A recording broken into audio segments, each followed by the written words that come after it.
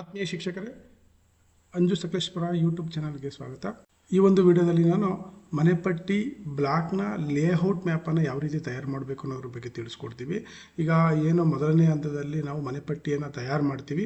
ಈ ಒಂದು ಮನೆಪಟ್ಟಿಗೆ ಪೂರಕವಾಗಿ ಮೊದಲ ಹಂತದಲ್ಲಿ ನಾವು ಏನು ಮಾಡ್ತೀವಿ, ಲೇಔಟ್ ಮ್ಯಾಪನ್ನು ತಯಾರು ಮಾಡಬೇಕು.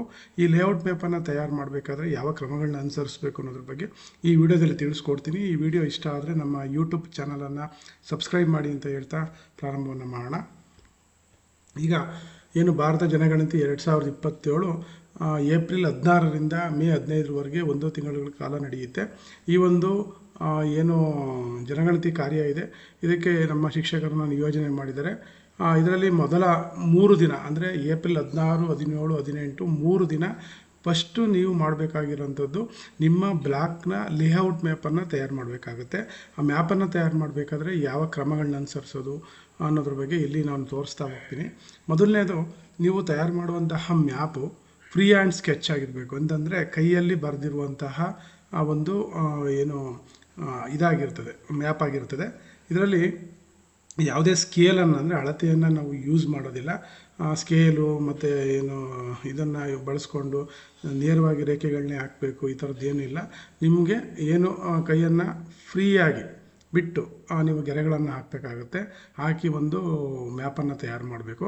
ಮತ್ತು ಈ ಒಂದು ಮ್ಯಾಪ್ ಏನನ್ನು ಒಳಗೊಂಡಿರ್ತದೆ ಅಂತಂದರೆ, ನಿಮ್ಮ ಮನೆಪಟ್ಟಿ ಬ್ಲಾಕ್ ನಿಮಗೆ ಯಾವ ಬ್ಲಾಕನ್ನು ನಿಮಗೆ ನೇಮಕಾತಿಯನ್ನು ಮಾಡಿದರೆ ಆ ಬ್ಲಾಕ್ನ ಸಂಪೂರ್ಣ ಸ್ಥಳ ವಿವರಗಳನ್ನು ಅದರಲ್ಲಿ ನೀವು ತೋರಿಸ್ಬೇಕಾಗತ್ತೆ. ಮೊದಲನೇದಾಗಿ ಮನೆಪಟ್ಟಿ ಬ್ಲಾಕ್ ಒಳಗಡೆ ಯಾವೆಲ್ಲ ಕಟ್ಟಡಗಳು ಬರುತ್ತೆ, ಮೇಯ್ನು ಫಸ್ಟು ಯಾವೆಲ್ಲ ಕಟ್ಟಡಗಳು ಬರುತ್ತೆ, ನಂತರ ಪ್ರತಿ ಕಟ್ಟಡದಲ್ಲಿರುವಂತಹ ಕಟ್ಟಡ ಸಂಖ್ಯೆಗಳನ್ನು ಮತ್ತು ಆ ಕಟ್ಟಡದಲ್ಲಿ ಬರುವಂತಹ ಜನಗಣತಿ ಮನೆಗಳನ್ನು ಎಣಿಕೆ ಮಾಡಿ ಅದ್ರ ಮೇಲೆ ನೀವು ಬರಿಬೇಕಾಗುತ್ತೆ. ಅದರಲ್ಲಿ ಮುಖ್ಯವಾಗಿ ನೀವು ತೋರಿಸ್ಬೇಕಾಗಿರೋಂಥದ್ದು ಶಾಲೆಗಳನ್ನ ತೋರಿಸ್ಬೇಕು, ಕಾಲೇಜು, ಮತ್ತು ಪೊಲೀಸ್ ಸ್ಟೇಷನ್ ಇದ್ದರೆ ಪೊಲೀಸ್ ಸ್ಟೇಷನ್ನು, ಹಾಸ್ಪಿಟಲ್ಗಳಿದ್ರೆ ಹಾಸ್ಪಿಟಲ್ಗಳು, ಮತ್ತು ಏನು ಗ್ರಾಮ ಪಂಚಾಯತಿಗಳಿದ್ರೆ ಗ್ರಾಮ ಪಂಚಾಯತಿ, ಪೋಸ್ಟ್ ಆಫೀಸು, ಇನ್ನು ಯಾವುದೇ ಒಂದು ಸಾರ್ವಜನಿಕ ಆಸ್ತಿಗಳು ಅಲ್ಲಿ ಕಂಡು ಬಂದರೆ, ಮುಖ್ಯವಾಗಿ ದೇವಸ್ಥಾನಗಳು ಕಂಡು ಬಂದರೆ ಆ ಗುರುತುಗಳನ್ನು ಏನು ಲ್ಯಾಂಡ್ಮಾರ್ಕ್ ಅಂತ ಹೇಳಿ ಕರಿತೀವಿ, ಅವು ಎಲ್ಲವನ್ನೂ ಸಹ ನೀವು ಅಲ್ಲಿ ಶೋ ಮಾಡಬೇಕಾಗುತ್ತೆ. ಮೇನ್ ಇಲ್ಲಿ ನೀವು ಶೋ ಮಾಡೋವಂಥದ್ದು ಕಟ್ಟಡದಲ್ಲಿ ಬರುವಂಥ ಜನಗಣತಿ ಮನೆಗಳ ಸಂಖ್ಯೆಯನ್ನು ನೀವು ಏನು ಮಾಡಬೇಕಾಗುತ್ತೆ, ಮುಖ್ಯವಾಗಿ ಹಾಕಬೇಕಾಗುತ್ತೆ. ನಂತರ ನೀವು ತಯಾರು ಮಾಡಬೇಕಾದ್ರೆ ಈ 10 ನಿಯಮಗಳನ್ನು, ಸುವರ್ಣ ನಿಯಮಗಳನ್ನ ನೀವು ಫಾಲೋ ಮಾಡಬೇಕು. ಮೊದಲನೇದೇನಪ್ಪ ಅಂತಂದರೆ, ನಿಮಗೆ ಯಾವ ಬ್ಲಾಕನ್ನು ನಿಯೋಜನೆ ಮಾಡಿದರೆ ಫಸ್ಟ್ ಆ ಬ್ಲಾಕಿನ ಒಳಗಡೆ ಮೊದಲನೇ ದಿನ ಏನು ಏಪ್ರಿಲ್ 16 ಪ್ರಾರಂಭ ಆಗುತ್ತೆ, ಮೊದಲನೇ ದಿನ ನಿಮ್ಮ ಬ್ಲಾಕನ್ನು ನೀವು ತಿರುಗಾಡಬೇಕು. ಅದರೊಳಗಡೆ ಬ್ಲಾಕ್ ಒಳಗಡೆ ಹೋಗಿ ನಿಮ್ಮ ಬ್ಲಾಕ್ನ ಸಂಪೂರ್ಣ ಮಾಹಿತಿಯನ್ನು ನೀವು ಕಲೆಕ್ಟ್ ಮಾಡಬೇಕು. ಅಂತಂದರೆ ಅದರ ವ್ಯಾಪ್ತಿ ನಿಮಗೆ ಏನು ನಿಗದಿಪಡಿಸಿದರೆ ಆ ಬ್ಲಾಕ್ನ ಲಿಮಿಟ್ ಏನೇನಿದೆ ಅನ್ನೋದನ್ನು ನೀವು ಫಸ್ಟು ಏನು ಮಾಡಬೇಕು, ಕನ್ಫರ್ಮೇಷನನ್ನು ಮಾಡ್ಕೋಬೇಕು. ಆಮೇಲೆ ನೀವು ಮ್ಯಾಪನ್ನು ತಯಾರು ಮಾಡಬೇಕಾಗುತ್ತೆ. ನಂತರ ಅದಕ್ಕೆ ನೀವು ಏನು ಮಾಡಬೇಕು ಅಂತಂದರೆ, ನಿಮ್ಮ ಬ್ಲಾಕಿನ ಎಲ್ಲ ಗಡಿಗಳನ್ನು ಸುತ್ತಾಡಿ ನಿಮ್ಮ ಗಡಿ ಎಲ್ಲಿವರೆಗೂ ಇದೆ ಅನ್ನೋದನ್ನು ನೀವು ಫೈಂಡ್ ಔಟ್ ಮಾಡ್ಕೋಬೇಕಾಗತ್ತೆ. ಮತ್ತು ಈ ಲೇಔಟ್ ಮ್ಯಾಪಲ್ಲಿ ಏನೇನು ತೋರಿಸ್ಬೇಕು ಅಂತಂದರೆ, ವಸತಿ ಮನೆಗಳನ್ನು ತೋರಿಸ್ಬೇಕು, ವಸತಿಯೇತರ ಮನೆಗಳನ್ನು ತೋರಿಸ್ಬೇಕು, ಮತ್ತು ಎರಡೂ ಯೂಸ್ ಅಂದರೆ ವಸತಿ ಮತ್ತು ವಸತಿಯೇತರ ಮಿಶ್ರ ಬಳಕೆ ಮಾಡ್ತಿರುವಂಥ ಮನೆಗಳನ್ನು ತೋರಿಸ್ಬೇಕು, ಖಾಲಿ ಮನೆಗಳನ್ನು ತೋರಿಸ್ಬೇಕು. ಮತ್ತು ನಾವು ವಿವಿಧ ಉದ್ದೇಶಗಳಿಗಾಗಿ ಬಳಸ್ತಿರುವಂತಹ ಇನ್ನಿತರ ಕಟ್ಟಡ ರಚನೆಗಳನ್ನು ಸಹ ನಾವು ಏನು ಮಾಡಬೇಕು, ಚಿತ್ರಿಸಬೇಕು. ಅದರಲ್ಲಿ ಖಾಲಿ ಜಾಗಗಳನ್ನು ತೋರಿಸ್ಬೇಕು, ಮತ್ತು ನದಿಗಳಿದ್ದರೆ, ಕೆರೆಗಳಿದ್ದರೆ ಅವುಗಳನ್ನು ಸಹ ಶೋ ಮಾಡಬೇಕಾಗತ್ತೆ. ಪಾರ್ಕ್ ಇದ್ದರೆ ಪಾರ್ಕ್ಗಳನ್ನು ಶೋ ಮಾಡಬೇಕಾಗತ್ತೆ. ನಂತರ ನೀವು ವ್ಯವಸ್ಥಿತವಾಗಿ ಮನೆ ಸಂಖ್ಯೆಯನ್ನು ಕೊಡಬೇಕು, ಜನಗಣತಿ ಮನೆ ಸಂಖ್ಯೆಯನ್ನು ಕೊಡಬೇಕು. ಅದು ಲಭ್ಯ ಇಲ್ಲ ಅಂತಂತಂದರೆ ನೀವೇನು ಮಾಡಿ ಅಂತಂದರೆ, ನೀವೇ ಒಂದು ಕ್ರಮ ಸಂಖ್ಯೆಯನ್ನು ನೀವು ಕೊಡಬೇಕಾಗತ್ತೆ. ಹೇಗೆ ಅಂತಂದರೆ, ಈಗ ಆಲ್ರೆಡಿ ನಗರಸಭೆ ಅಥವಾ ಪುರಸಭೆ, ಗ್ರಾಮ ಪಂಚಾಯತಿಯಿಂದ ಮನೆ ಸಂಖ್ಯೆಯನ್ನು ನೀಡಿರ್ತಾರೆ. ಅದು ವ್ಯವಸ್ಥಿತವಾಗಿ ಇಲ್ಲ ಅಂತ ಪಕ್ಷದಲ್ಲಿ ನೀವೇನು ಮಾಡಿ, ಬೆಸ್ಟ್ ಅಂತಂದರೆ ಕಟ್ಟಡಗಳಿಗೆ ನಿರಂತರವಾದ ಸಂಖ್ಯೆಗಳನ್ನು ನೀವೇ ಕೊಟ್ಟರೆ ಚೆನ್ನಾಗಿರ್ತದೆ. ಇದಕ್ಕೆ ಸಂಬಂಧಪಟ್ಟಂತೆ ನೀವು ಕೈಪಿಡಿಯಲ್ಲಿ ಎಲ್ಲ ಮಾಹಿತಿಯನ್ನು ಕೊಟ್ಟಿದ್ದಾರೆ, ಒಂದು ಸರಿ ಓದ್ಕೊಳ್ಳಿ. ಮತ್ತು ಪ್ರತಿಯೊಂದು ಮನೆಪಟ್ಟಿ ಬ್ಲಾಕಿಗೆ, ಈಗ ಎಕ್ಸಾಂಪಲ್ ಒಬ್ಬ ಗಣತಿದಾರನಿಗೆ 2 ಬ್ಲಾಕ್ ಬಂದಿದೆ ಅಂತಂದರೆ 2 ಬ್ಲಾಕಿಗೆ ಪ್ರತ್ಯೇಕವಾಗಿ ಅವನೇನು ಮಾಡಬೇಕು, ಲೇಔಟ್ ಮ್ಯಾಪನ್ನು ತಯಾರು ಮಾಡಬೇಕು. ಅದು ಒಂದು ಬ್ಲಾಕಿಗೆ ದ್ವಿಪ್ರತಿಯಲ್ಲಿ, ಇನ್ನೊಂದು ಬ್ಲಾಕಿಗೂ ಸಹ ದ್ವಿಪ್ರತಿಯಲ್ಲಿ ತಯಾರು ಮಾಡಬೇಕಾಗುತ್ತೆ. ಇದು very important point. Next first ನೀವೇನು ಮಾಡಿ, ಬ್ಲಾಕಿನ ಒಳಗಡೆ ಎಂಟ್ರಿ ಆದ ನಂತರ ನಿಮ್ಮ ಗಡಿಗಳನ್ನು ಸ್ಪಷ್ಟವಾಗಿ ಗುರುತಿಸ್ಕೊಳ್ಳಿ. ಅಂದರೆ ಉತ್ತರಕ್ಕೆ ಏನು ಬರುತ್ತೆ, ದಕ್ಷಿಣಕ್ಕೆ ಏನು ಬರುತ್ತೆ, ಪೂರ್ವಕ್ಕೆ ಏನು ಬರುತ್ತೆ, ಪಶ್ಚಿಮಕ್ಕೆ ಏನು ಬರುತ್ತೆ ಅನ್ನೋದನ್ನು ಗಡಿಗಳನ್ನು ಫಸ್ಟು ಗುರುತು ಮಾಡ್ಕೋಬೇಕು ನೀವು. ಒಂದು ರಫ್ ಹಾಳೆಯನ್ನು ತೊಗೊಂಡು ಆ ರಫ್ ಹಾಳೆಯಲ್ಲಿ ಉತ್ತರಕ್ಕಿಂಥದ್ದು ಅನ್ನೋದನ್ನು ನೀವು ಬರ್ಕೋಬೇಕು. ನಿಮ್ಗೆ ಏನು ಅಪಾಯಿಂಟ್ಮೆಂಟ್ ಆರ್ಡ್ರ್ ಕೊಟ್ಟಿದ್ದಾರೆ, ಅಪಾಯಿಂಟ್ಮೆಂಟ್ ಆರ್ಡ್ರನ್ನ ಕೊನೆಯ ಪೇಜಲ್ಲಿ ನಿಮಗೆ ನೀವು ನೋಡ್ಬೋದು ಏನು ಕೊಟ್ಟಿದ್ದಾರೆ ಅಂತಂದರೆ ನಿಮ್ಮ ಚೆಕ್ ಬಂದಿಯನ್ನು ಕೊಟ್ಟಿದ್ದಾರೆ, ನಿಮ್ಮ ಬ್ಲಾಕಿನ ಚೆಕ್ ಬಂದಿಯನ್ನು ಕೊಟ್ಟಿದ್ದಾರೆ. ಅದನ್ನು ನೀವು ರೆಫರೆನ್ಸ್ ಆಗಿ ಯೂಸ್ ಮಾಡ್ಕೋಬೋದು.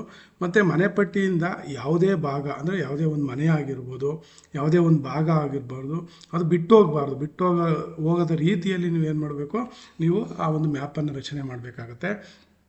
ಮತ್ತು ಈ ಒಂದು ನಿಮ್ಮ ಬ್ಲಾಕಿನ ಮನೆಗಳು ಒಂದಕ್ಕಿಂತ ಹೆಚ್ಚು ಮನೆಪಟ್ಟಿ ಬ್ಲಾಕ್ಗಳಲ್ಲಿ ಅಂತಂದರೆ ಒಂದು ಮನೆ ನಿಮ್ಮ ಬ್ಲಾಕ್ನಲ್ಲೂ ಅವರು ಶೋ ಮಾಡಿರ್ತಾರೆ, ಮತ್ತೊಬ್ಬ ಗಣತಿದಾರ ತಮ್ಮ ಬ್ಲಾಕಿನಲ್ಲೂ ಅದೇ ಮನೆಯನ್ನು ಶೋ ಮಾಡಿರ್ತಾರೆ. ಈ ರೀತಿಯಲ್ಲಿ ಏಕಕಾಲದಲ್ಲಿ ಯಾವುದೇ ಮನೆ ಆಗಿರ್ಬೋದು, ಯಾವುದೇ ಒಂದು ಭಾಗ ಆಗಿರ್ಬೋದು, ಎರಡು ಕಡೆ ಲೆಕ್ಕ ಹಾಕಬಾರ್ದು, ಎಲ್ಲಾದರೂ ಒಂದು ಕಡೆ ಇದನ್ನು ಲೆಕ್ಕ ಹಾಕಬೇಕಾಗುತ್ತೆ. ನಂತರ ಏನಾದರೂ ನಿಮ್ಮ ಬ್ಲಾಕಿನ ಪ್ರದೇಶದಲ್ಲಿ ನಿಮಗೆ ಏನಾದರೂ ವ್ಯತ್ಯಾಸಗಳು ಕಂಡು ಬಂದರೆ ಕೂಡಲೇ ನೀವು ಏನು ಮಾಡಿ, ನಿಮ್ಮ ಸೂಪರ್ವೈಸರ್ ಇರ್ತಾರೆ, ನಿಮ್ಮ ಸೂಪರ್ವೈಸರ್ ಗಮನಕ್ಕೆ ತನ್ನಿ. ಅವರು ಏನು ಮಾಡ್ತಾರೆ, ಅವರ ಮೇಲಿನ ಚಾರ್ಜ್ ಅಧಿಕಾರಿಗಳಿಗೆ ಗಮನಕ್ಕೆ ತಂದು ನಿಮ್ಮ ಒಂದು ಏನು ವ್ಯತ್ಯಾಸಗಳನ್ನ ಸರಿಪಡಿಸ್ಕೊಡ್ತಾರೆ. ನಂತರ ನೀವು ಏನು ಮಾಡಬೇಕಪ್ಪ ಅಂತಂದರೆ, ಈ ಒಂದು ಮ್ಯಾಪನ್ನು ತಯಾರು ಮಾಡಿದ ನಂತರ ಅದನ್ನು ನೀವು ಏನು ಮಾಡಬೇಕು, 2 ನಕಲುಗಳನ್ನು ಮಾಡಿಕೊಂಡು ಪರಿಶೀಲನೆಗೆ ಚಾರ್ಜ್ ಅಧಿಕಾರಿಗಳಿಗೆ ಅಂದರೆ ಆ ಸೂಪರ್ವೈಸರ್ ಮೂಲಕ ಅವರಿಗೆ ನೀವು ಅದನ್ನು ತಲುಪಿಸ್ಬೇಕು. ಅವರು ಅದನ್ನು ಏನು ಮಾಡ್ತಾರೆ, ಪರಿಶೀಲನೆ ಮಾಡಿ ಅದನ್ನು ಏನು ಮಾಡ್ತಾರೆ, ಅಂತಿಮಗೊಳಿಸ್ತಾರೆ. ಈಗ ಮನೆಪಟ್ಟಿಯನ್ನು ನಾವು ಮನೆಪಟ್ಟಿ ಬ್ಲಾಕ್ನಲ್ಲಿ ನಕ್ಷೆಯನ್ನು ತಯಾರು ಮಾಡಬೇಕಾದ್ರೆ ಕೆಲವೊಂದು ಚಿಹ್ನೆಗಳನ್ನು, ಒಂದು ಅಷ್ಟು ಮಾಹಿತಿಯನ್ನು ನಾವು ಮನಸ್ಸಲ್ಲಿ ಇಟ್ಕೊಂಡಿರಬೇಕು. ಫಸ್ಟು ಈಗ ನಾವು ಏನು ಮಾಡ್ತೀವಿ, ಮೊದಲು ಬರೆಯುವಂಥದ್ದು ಮನೆಪಟ್ಟಿ ಬ್ಲಾಕಿನ ಬೌಂಡ್ರಿಯನ್ನು ಫಸ್ಟ್ ಬರಿಬೇಕು. ಬೌಂಡ್ರಿಯನ್ನು ಬರಿಬೇಕಂತಂದರೆ ನೋಡಿ, ಇಲ್ಲಿ ಏನು ಲೈನ್ಸ್ಗಳನ್ನು ಕೊಟ್ಟಿದ್ದಾರೆ ನೋಡ್ಕೊಳ್ಳಿ. ಇಲ್ಲಿ ಚಿತ್ರದಲ್ಲಿ ನಾನು ತೋರಿಸ್ತಿರುವಂಥ ಲೈನ್ಗಳನ್ನು ನೀವೇನು ಮಾಡಬೇಕು, ಈ ಮಾದರಿಯಲ್ಲಿ ಬ್ಲಾಕ್ನ ಗಡಿಗಳನ್ನು ಬರಿಬೇಕಾಗುತ್ತೆ. ಮತ್ತು ನಕ್ಷೆಯಲ್ಲಿ ಫಸ್ಟು ನೀವು ಉತ್ತರ, ಪೂರ್ವ, ದಕ್ಷಿಣ, ಪಶ್ಚಿಮ ಯಾವುದಿದೆ ಅವುಗಳನ್ನು ಫಸ್ಟು ಗುರುತಿಸ್ಕೋಬೇಕು. ಅದಾದಮೇಲೆ ರಸ್ತೆಗಳನ್ನು ಗುರುತು ಮಾಡ್ಕೋಬೇಕಾಗುತ್ತೆ. ಅದಾದಮೇಲೆ ನಾವು ಕಟ್ಟಡಗಳನ್ನು ಮತ್ತು ಜನಗಣತಿ ಮನೆಗಳನ್ನು ಬರಿತೀವಿ. ಹಾಗಾಗಿ ಫಸ್ಟು ಬ್ಲಾಕ್ನ ಗಡಿಯನ್ನು ನಿರ್ಧಾರ ಮಾಡಿಕೊಂಡು ಅದನ್ನು ಇಲ್ಲಿ ಏನು ಡಾಟೆಡ್ ಲೈನ್ಸ್ ಇದೆ ಇಲ್ಲಿ ಚಿತ್ರದಲ್ಲಿ ನೀವು ನೋಡ್ತಾ ಇದ್ದೀರಾ, ಆ ರೀತಿಯಲ್ಲಿ ನೀವು ಚಿತ್ರಿಸಬೇಕು ಬ್ಲಾಕ್ನ ಗಡಿಯನ್ನು. ಅದಾದಮೇಲೆ ಇನ್ನು ಮೇನ್ ಇಂಪಾರ್ಟೆಂಟ್ ಏನಪ್ಪ ಅಂತಂತಂದರೆ, ಈಗ ನೀವು ಏನು ಗಣತಿಗೆ ಹೋದಾಗ 2 ರೀತಿ ಮನೆಗಳು ಸಿಗುತ್ತೆ ನಿಮಗೆ. ಒಂದು ಪಕ್ಕಾ ಮನೆ, ಇನ್ನೊಂದು ಕಚ್ಚಾ ಮನೆ.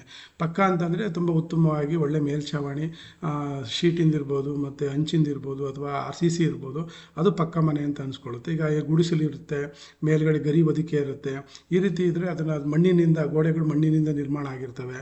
ಪಕ್ಕಾ ಆದರೆ ಸುಟ್ಟಿಟ್ಟಿಗೆಗಳಿಂದ ನಿರ್ಮಾಣ ಆಗಿರುತ್ತೆ. ಈ ರೀತಿ ನಿಮಗೆ ಪಕ್ಕಾ ಕಚ್ಚಾದ ಬಗ್ಗೆ ನಿಮಗೆ ಕೈಪಿಡಿಯಲ್ಲಿ ಮಾಹಿತಿ ಸಿಗುತ್ತೆ.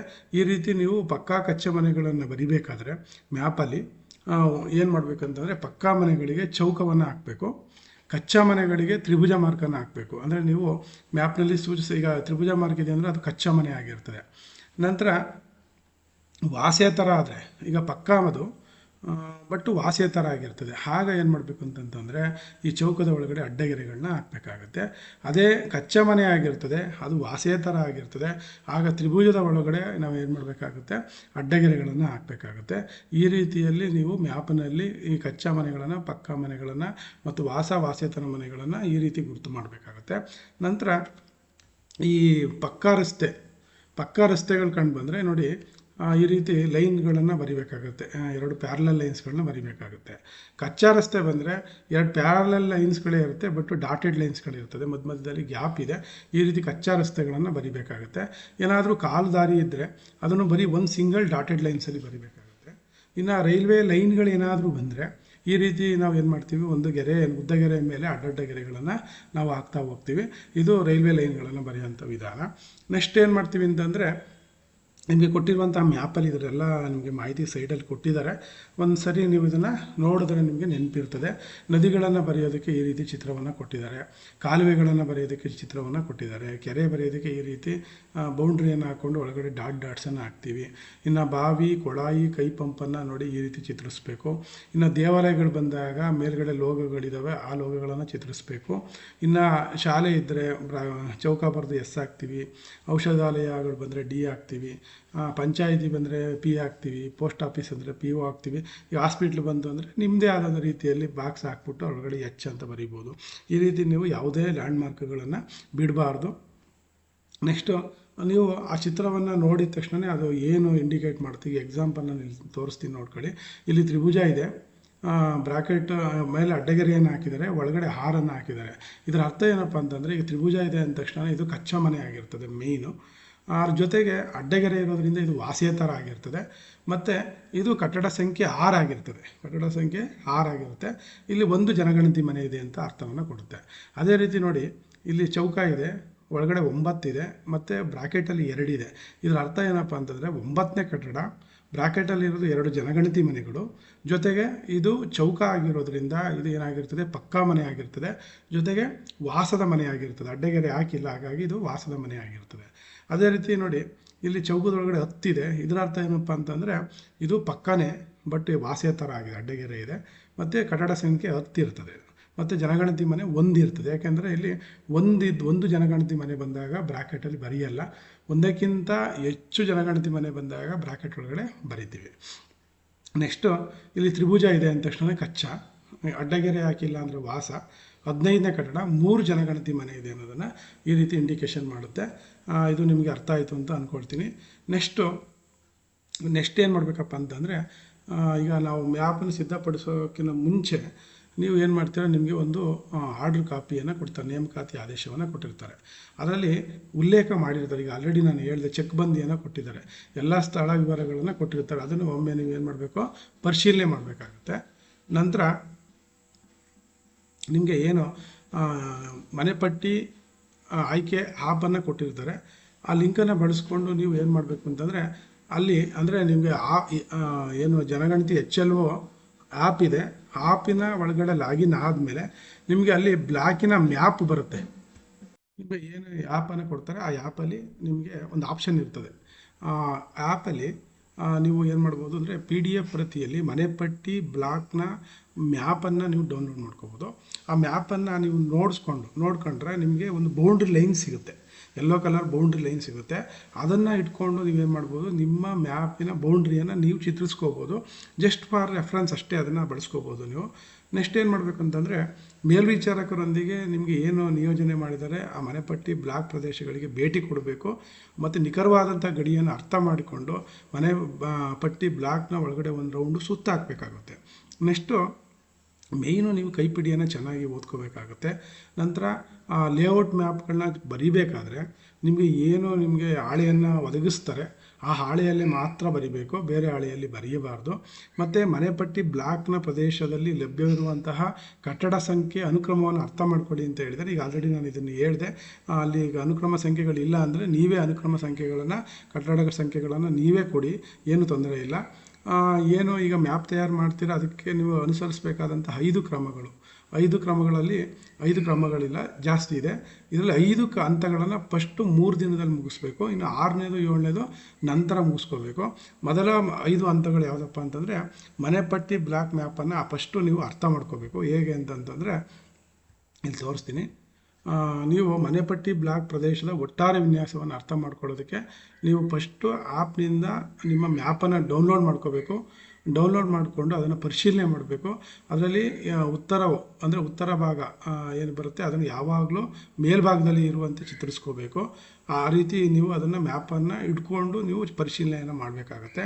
ಮತ್ತು ನಿಮ್ಮ ಪ್ರದೇಶಗಳನ್ನು, ನಿಮ್ಮ ಬ್ಲಾಕ್ನೊಳಗಡೆ ಇರುವಂತಹ ಪ್ರಮುಖ ಹೆಗ್ಗುರುತುಗಳು, ಪ್ರವೇಶ ಮಾರ್ಗಗಳು ಮತ್ತು ಕಟ್ಟಡಗಳನ್ನು ಫಸ್ಟ್ ನೀವೇನು ಮಾಡಿ ಒಂದು ರೌಂಡ್ ಸುತ್ತಾಡಿ ಅವುಗಳನ್ನು ಏನು ಮಾಡ್ಕೊಳ್ಳಿ, ಫಸ್ಟು ಫೆಮಿಲಿಯರ್ ಮಾಡ್ಕೊಳ್ಳಿ. ನಂತರ ರಸ್ತೆಗಳು ಮತ್ತು ಭೌತಿಕ ವೈಶಿಷ್ಟ್ಯಗಳನ್ನು ಬರಿಬೇಕು. ನಾನು ಆಲ್ರೆಡಿ ಈಗ ಹೇಳಿದ್ದೀನಿ, ಏನು ಹೆಗ್ಗುರುತುಗಳು ಬರ್ತವೆ ಯಾವ್ಯಾವುದು ಅಂತಲೂ ಸಹ ಹೇಳಿದ್ದೀನಿ. ರಸ್ತೆಗಳು, ಬೀದಿಗಳು, ಲೈನ್ಗಳು ಇವೆಲ್ಲವನ್ನು ಸಹ ನೀವೇನು ಮಾಡಬೇಕು, ಈಗ ಕಾಲುವೆಗಳು, ಚರಂಡಿಗಳು, ತೆರೆದ ಪ್ರದೇಶಗಳು, ಜಲಮೂಲಗಳಿದ್ದರೆ ಇವುಗಳನ್ನು ಫಸ್ಟ್ ನೀವೇನು ಮಾಡಬೇಕಾಗುತ್ತೆ, ಬರ್ಕೋಬೇಕಾಗುತ್ತೆ. ಮತ್ತು ಕಟ್ಟಡ ಸಂಖ್ಯೆಗಳೊಂದಿಗೆ ಗುರುತಿಸಿ ಅಂತ ಹೇಳ್ತಾನೆ. ಅಂದರೆ ಫಸ್ಟು ನೀವು ಹೆಂಗೆ ಸ್ಟಾರ್ಟ್ ಮಾಡಬೇಕಪ್ಪ ಮ್ಯಾಪನ್ನು ಅಂದರೆ, ಬರಿಬೇಕಾದ್ರೆ ವಾಯುವ್ಯ ಮೂಲೆಯಿಂದ ಪ್ರಾರಂಭ ಮಾಡಿ ಆಗ್ನೇಯ ಮೂಲೆಯ ಕಡೆಗೆ ವ್ಯವಸ್ಥಿತವಾಗಿ ಚಲಿಸಬೇಕು ಅಂತ ಹೇಳ್ತಾನೆ. ಇದು ಸಾಧ್ಯವಾದರೆ ಮಾಡಿ, ಇಲ್ಲ ಅಂದರೆ ಕಷ್ಟ ಆದರೆ ಬೇಡ.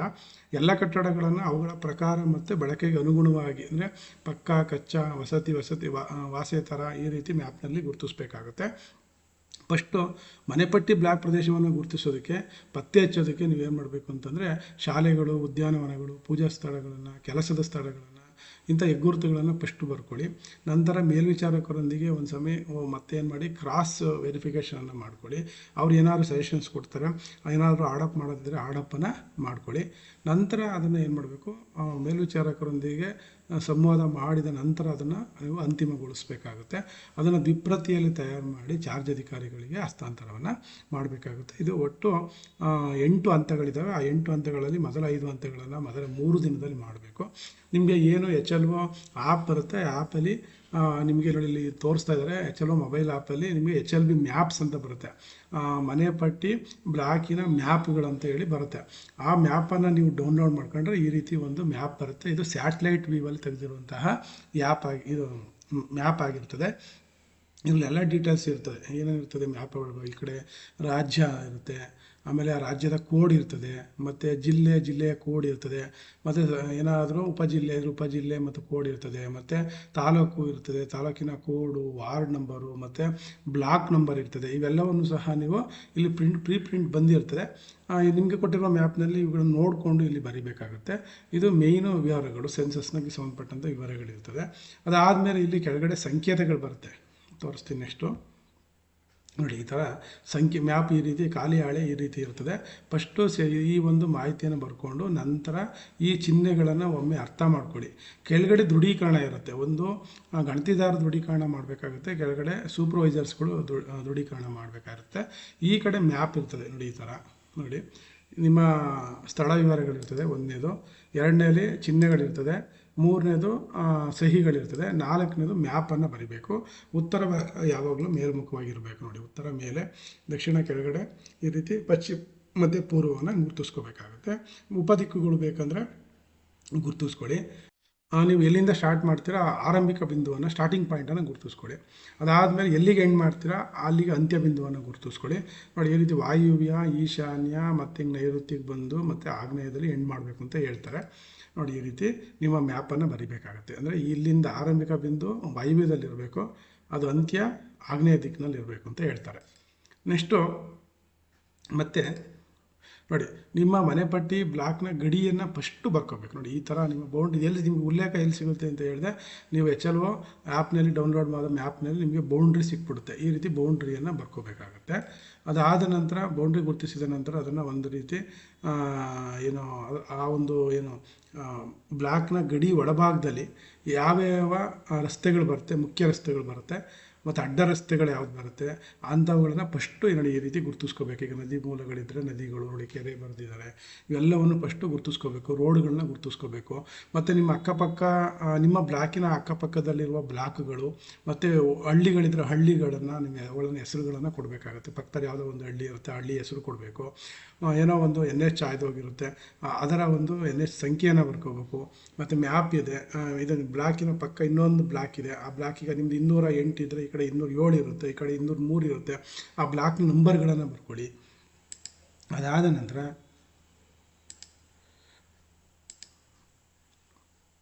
ನೆಕ್ಸ್ಟು ಏನು ಮಾಡಿ, ಈಗ ಕಟ್ಟಡ ಸಂಖ್ಯೆಯೊಂದಿಗೆ ಎಲ್ಲ ಕಟ್ಟಡಗಳನ್ನು ನಕ್ಷೆಯಲ್ಲಿ ಗುರುತಿಸ್ಕೋಬೇಕು. ನೋಡಿ, ಇಲ್ಲಿ ಸ್ಟಾರ್ಟಿಂಗ್ ಪಾಯಿಂಟ್ ಅಂತ ಮಾಡ್ಕೊಂಡಿದ್ದಾರೆ. ಇಲ್ಲಿಂದ ಅವ್ರು ಸ್ಟಾರ್ಟ್ ಮಾಡಿ 1 2 3 ಏನೋ ಕೊಡ್ತಾಯಿದ್ದಾರೆ, 1 2 3 4 ಮತ್ತು 5 6 7 8 9 10 ಈ ಥರ ಕೊಟ್ಟಾದಮೇಲೆ ಆರೋ ಮಾರ್ಕನ್ನು ಸಹ ಅವರು ತೋರಿಸ್ತಾ ಇದ್ದಾರೆ. ಯಾಕೆ ಅಂತಂದರೆ ಯಾವ ಕಡೆ ಮೂವ್ ಆಗ್ತಾಯಿದೆ ಅನ್ನೋದು ಗೊತ್ತಾಗಬೇಕಾಗುತ್ತೆ. ಮತ್ತು ಪ್ರತಿ ಕಟ್ಟಡಕ್ಕೆ ಜನಗಣತಿ ಮನೆ ಸಂಖ್ಯೆಯನ್ನು ಬರೀಬೇಕು. ಜನಗಣತಿ ಮನೆಯನ್ನು ಯಾವಾಗ ಬರ್ತೀವಿ ಅಂದರೆ, ಒಂದಕ್ಕಿಂತ ಹೆಚ್ಚು ಜನಗಣತಿ ಮನೆ ಇದ್ದಾಗ ಬ್ರಾಕೆಟಲ್ಲಿ ಬರಿತೀವಿ, ಒಂದೇ ಜನಗಣತಿ ಮನೆ ಇದ್ದಾಗ ಬರೆಯೋದಿಲ್ಲ. ಕಟ್ಟಡ ಸಂಖ್ಯೆ ಅದೇ ಆಗಿರುತ್ತೆ, ಜನಗಣತಿ ಮನೆ ಅಲ್ಲಿ ಒಂದೇ ಇದೆ ಅನ್ನೋ ಅರ್ಥವನ್ನು ಕೊಡುತ್ತೆ. ಅವನ್ನು ಅನುಕ್ರಮವಾಗಿ ಬರಿಬೇಕಾಗುತ್ತೆ. ಬಾಣದ ಗುರುತಿನಲ್ಲಿ ಆ ಒಂದು ಮೂಮೆಂಟನ್ನು ತೋರಿಸ್ಬೇಕಾಗುತ್ತೆ. ಮೇಯ್ನು ನೋಡಿ, ಹೆಗ್ಗುರುತುಗಳು ಅಂತ ಹೇಳ್ತಾರೆ. ಇಲ್ಲಿ ನೋಡಿ ಎಕ್ಸಾಂಪಲ್, ಇಲ್ಲೊಂದು ಮಂದಿರ ಇದೆ, ಇಲ್ಲೊಂದು ಚರ್ಚ್ ಇದೆ, ಮತ್ತು ಇಲ್ಲೊಂದು ಸ್ಕೂಲ್ ಇದೆ ಅಂತಂದರೆ ನೋಡಿ, ಇಲ್ಲೊಂದು ಪಾರ್ಕ್ ಇದೆ, ಮತ್ತು ಇಲ್ಲೊಂದು ಕೆರೆ ಇದೆ. ಇವುಗಳನ್ನು ಸಹ ನೀವು ಏನು ಮಾಡಬೇಕಾಗುತ್ತೆ, ಶೋ ಮಾಡಬೇಕಾಗುತ್ತೆ. ನೆಕ್ಸ್ಟು ನೀವು ಬರೆದಂತಹ ಮ್ಯಾಪು ನೋಡಿ ಈ ರೀತಿ ಕಾಣಬೇಕಾಗುತ್ತೆ. ನೋಡಿ, ಈ ಕಡೆ ಏನಂತ ರೋಡ್ ಇದೆ ಅಂತ ಅದು ಶೋ ಮಾಡಿದ್ದಾರೆ ಅವರು.